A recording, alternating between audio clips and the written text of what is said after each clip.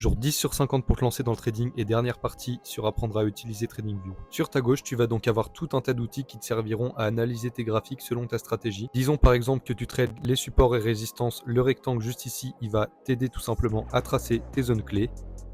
Si tu trades ICT, le rayon horizontal, il va pouvoir te permettre de marquer tes hauts et bas des sessions par exemple. Et quand tu cliques sur une catégorie d'outils, on peut voir qu'à côté, tu as une petite étoile pour les mettre en favoris tout simplement. Et ils apparaîtront dans une barre d'outils personnalisés que tu vas avoir juste ici où tu retrouveras en fait tous tes outils favoris. Les deux outils que je te recommande de mettre en favori, c'est la position longue et la position short. Ces deux outils, ils sont pas indispensables mais ils restent quand même utiles pour suivre le prix en fonction de ta position tout simplement. Donc par exemple, position longue, c'est quand tu prends un trade à l'achat et position short, c'est quand tu prends un trade à la vente. Donc la zone verte, comme tu l'auras deviné, c'est la zone où tu seras en profit et la zone rouge où tu seras en perte. Maintenant, disons que si on veut prendre une position à l'achat et qu'on est déjà dans un trade donc sur notre plateforme de trading, on a juste à cliquer sur position longue, placer en fait l'outil où on est rentré en position, disons là où est le prix actuellement. Et du coup après vous avez juste à faire glisser votre stop loss là où vous l'avez mis sur votre broker, donc par exemple derrière ce là ou juste ici, et votre take profit, disons que vous l'avez mis ici, donc ça ferait un risk to reward de 2,50. C'est à peu près tout ce qu'il y a à savoir sur la plateforme, mais je te recommande quand même d'aller explorer ça par toi-même pour maîtriser tous les outils. On se retrouve demain pour le jour 11 où on commencera à entrer dans de l'analyse plus technique.